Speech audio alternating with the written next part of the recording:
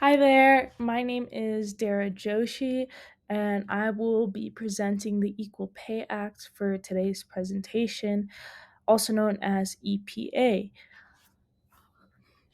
Alrighty, and let's get started into it. What is the Equal Pay Act? So, the Equal Pay Act was introduced in 1963 by President John F. Kennedy, a part of his New Frontier program.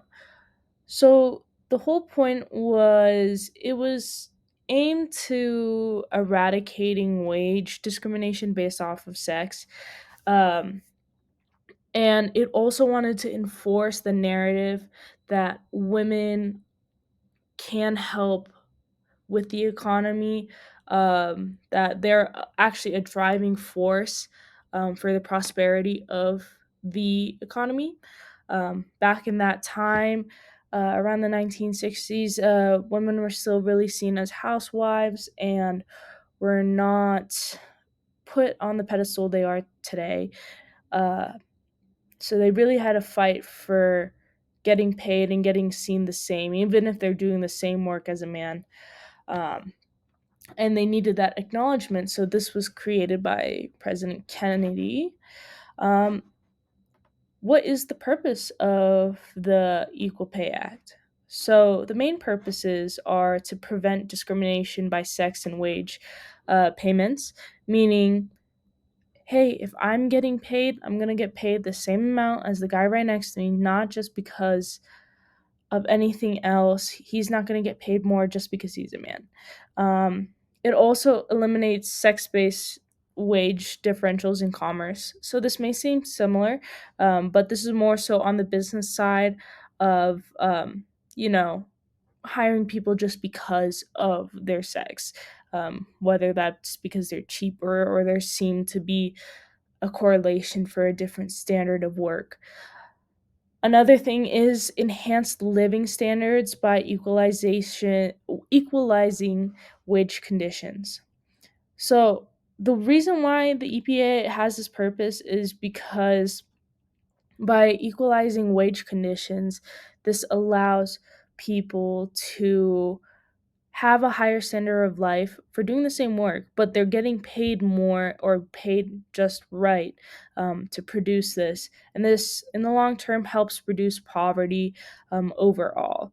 And a big one is utilizing labor resources fully and fairly, meaning women are a big part of today's economy and they are a driving force. And if that whole portion of the economy was not used fairly, meaning they're not getting paid fairly, they're not going to be incentivized to, go out and work. They're not going to be incentivized if, hey, I'm going to get paid less than this guy just because he's a man. I don't want to do the same kind of job.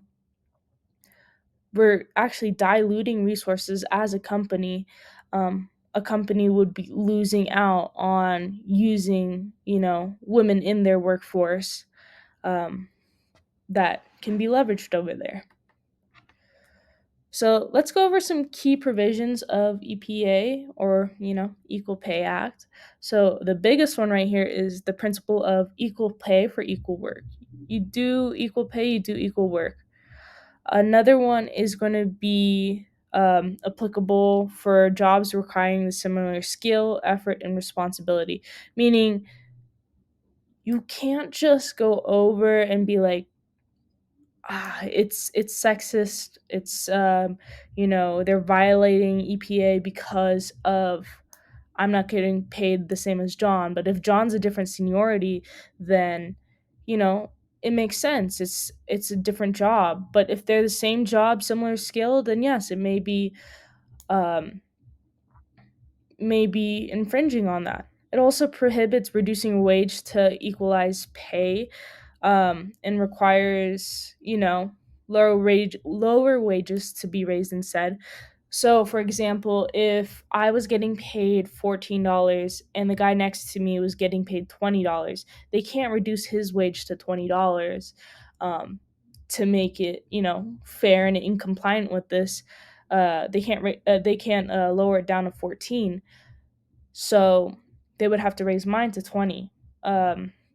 And then another one is it allows wage differentials based on seniority, merit, and other non sex related factors, which is kind of what I stated in item number two. But this is basically saying, you know, merit, work is a place that should be only based on of what you're putting in and not something you can't control. Your sex, you cannot control how you're born or how you identify. So that is why the EPA would be not applicable for people who are saying that, hey, just because of the merit. That's a completely different subject.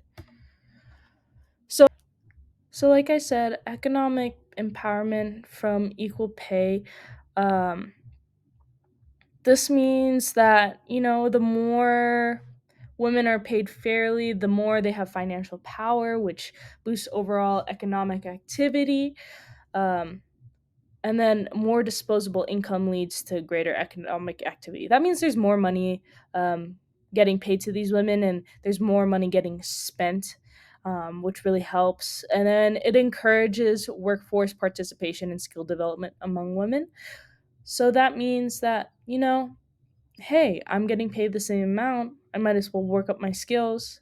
And, it creates a population of people that are highly achievable and can drive the workplace even further than it was before. More hands on deck.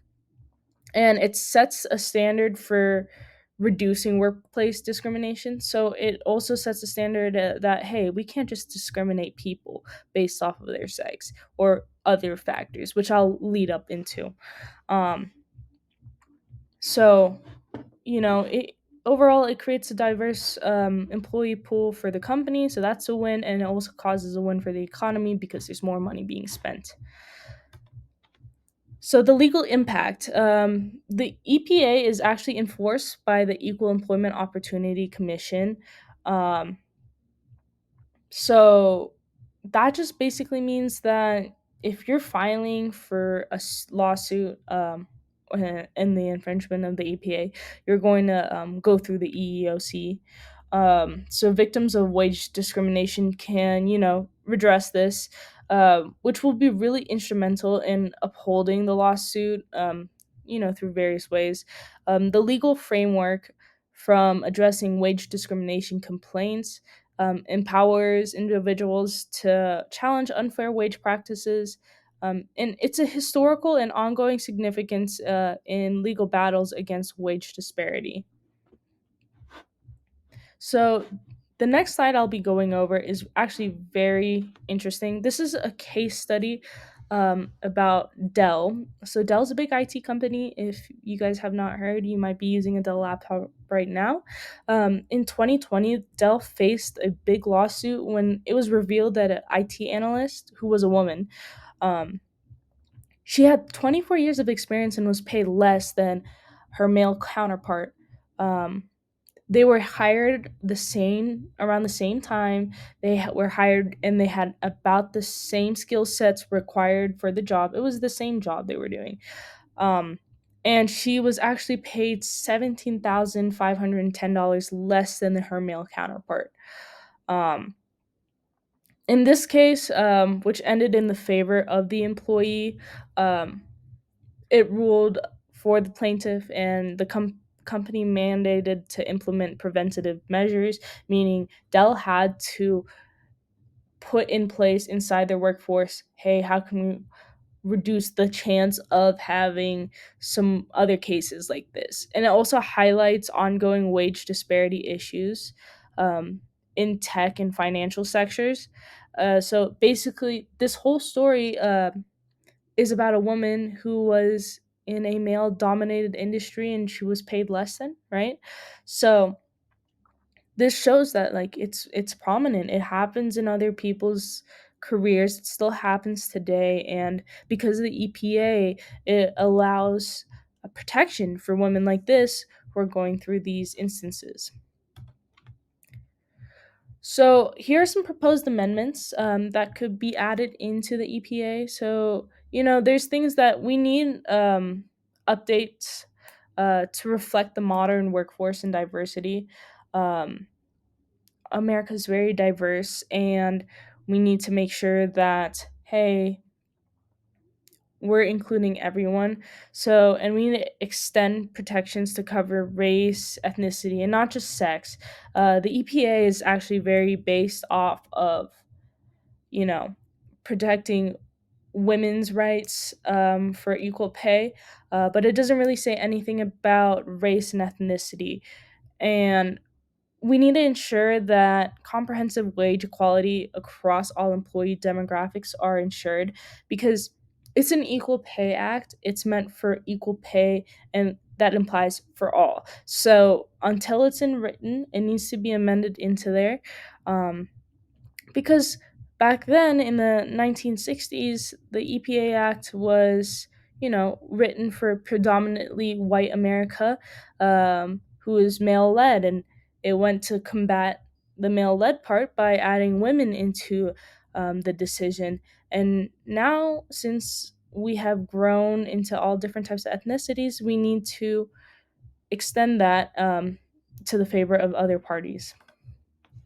So, future of the workplace benefits include like equitable policies, and a potential for increased economic growth and innovation. Um, Role of fair pay in attracting and retaining diverse talent.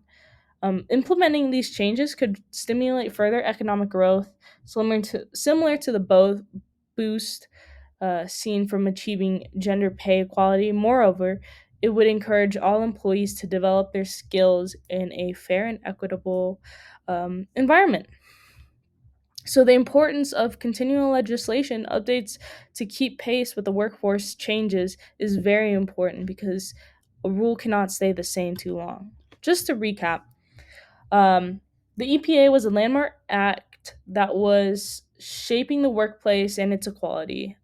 As we move forward, it's crucial to adapt to this legislation to meet the needs of our diverse and evolving workforce.